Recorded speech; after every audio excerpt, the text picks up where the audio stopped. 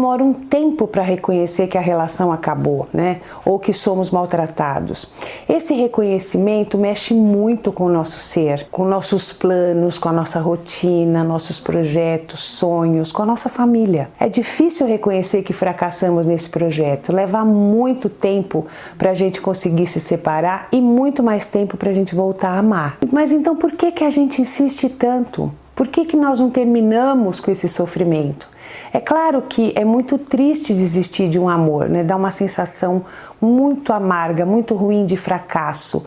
É como se dependesse só da gente o sucesso de uma relação, né? Mulher tem esse grande problema. E isso dá uma sensação muito amarga de fracasso, né? Como também se o sucesso de um relacionamento dependesse só da gente, né? Mas isso pode acontecer em qualquer relacionamento. Só que nesse vídeo nós estamos falando de relacionamentos tóxicos. Uma relação destrutiva, ela deixa a gente em frangalhos, destruídas, realmente, né? A gente não sabe o que fazer porque a desconstrução do nosso eu realmente é tão violenta que o rumo se perde. Como lidar com as crianças, né, com os filhos, com a reprovação da família, com a solidão, com a sobrevivência, com a subsistência? Muitas vezes a gente não trabalha, né? Então é muito difícil às vezes tomar alguma decisão e isso faz com que a gente vá ficando. Toda essa enxurrada de pensamentos sombrios fazem com que a gente realmente permaneça, né? Justamente porque o relacionamento destrutivo, ele nos tira as bases, né? Eles nos afastam dos amigos, da família, do emprego e principalmente de nós mesmos. Nós não nos sentimos capazes de viver sozinhas, de enfrentar o futuro, né? Fica tudo sombrio, tudo assustador, dá medo. Como é que eu vou fazer isso sozinha agora? Quanto mais tempo estivermos numa relação abusiva, destrutiva, né, numa relação de muitos anos, com filhos, mais difícil se torna sair dela. Quanto mais a gente deseja sair disso tudo, mais dificuldades a gente vai encontrando. É incrível, né? É preciso que o sofrimento se torne insuportável para que a gente tome coragem para se separar. Eu já vi isso dezenas e dezenas de vezes. Vocês já repararam quantos amores difíceis existem? Uma ruptura nunca é fácil. Existem os altos e baixos da relação, momentos de distanciamento e de frieza, né?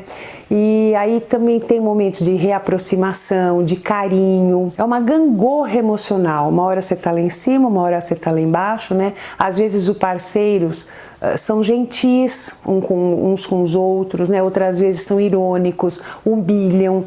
E quando a mulher ameaça se separar, ele cobre essa mulher de mimos, ele começa a fazer tudo aquilo que ele não fazia e de tudo que ela reclamava. Então, aí ela fica balançada, fica esperançosa porque isso é o que ela queria. Então ela pensa, puxa, mas ele pode ser legal. Aí ela vai dando tempo, ela vai dando crédito. Aí o que ela faz? Ela abaixa a guarda e logo depois ele volta a fazer igual ou pior. Durante um tempo os relacionamentos tóxicos conseguem sobreviver, né? Porque os bons e os maus momentos ainda conseguem dar uma equilibrada. Ficamos cegos pela paixão e isso impede a gente de dar devida importância a sinais que estavam lá desde o início. São detalhes, né? É um desconforto aqui, uma distanciada ali, uma resposta evasiva, uma resposta agressiva, um ciúme meio fora de contexto, aí vem uma declaração romântica, um pedido de desculpas, eu faço isso porque eu não aguento a possibilidade de te perder,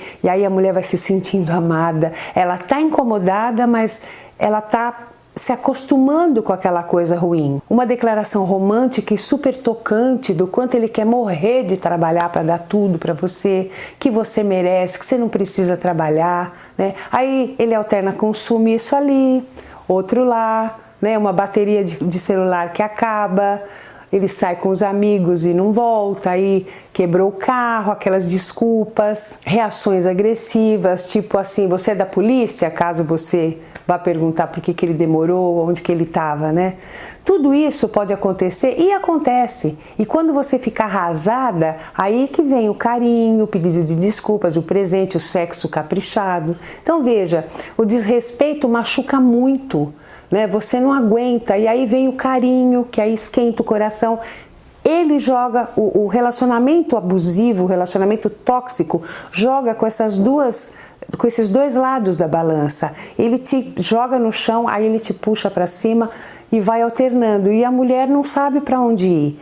E ela se acostuma a ficar nisso. Ela tem medo de sair disso, porque é ruim, mas ela conhece aquilo. Ela sabe que vai ter uma coisa alternada. E aí você vai criando a dependência emocional. A dor é tão doída, o medo de perder é tão grande, assim como a sensação de que algo está muito errado, que quando chega o carinho você se entrega, né? Você se entrega ainda mais a ele, porque é aquilo que vai te acalmar, né? Você está com aquela turbulência interna, aquela insatisfação, aquela angústia, aí quando vem o carinho, você dá aquela respirada. É assim que se estabelece aquele círculo vicioso do relacionamento tóxico. Quando a gente fica infeliz por muito tempo, a gente acaba construindo uma blindagem de insensibilidade, né? Essa é uma das razões pelas quais a gente vai ficando. Por isso que eu sempre bato nessas duas teclas: amor não dói. E nunca devemos nos acostumar ao que nos faz mal, ao que está ruim. Quem assiste aos meus vídeos já ouviu eu falando isso diversas vezes. Amor não dói, né? Se doer, você tem que arregalar os olhos e ficar alerta, porque aí você tem que perceber o que é que está acontecendo, né? A gente tem a tendência a fechar os olhos, né? Porque é muito difícil esse enfrentamento.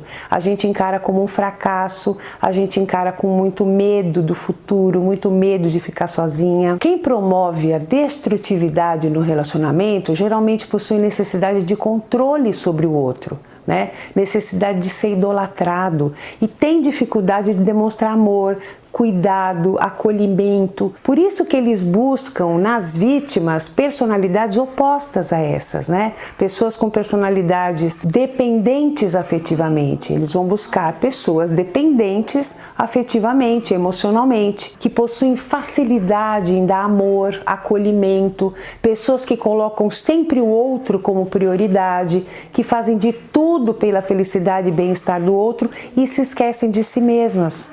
Então, depois de muito sofrimento, a pessoa se blinda, mas não é uma blindagem saudável, né? Porque ela é decorrente do abuso contínuo e é quase como uma desistência de lutar, de se estressar, de chorar.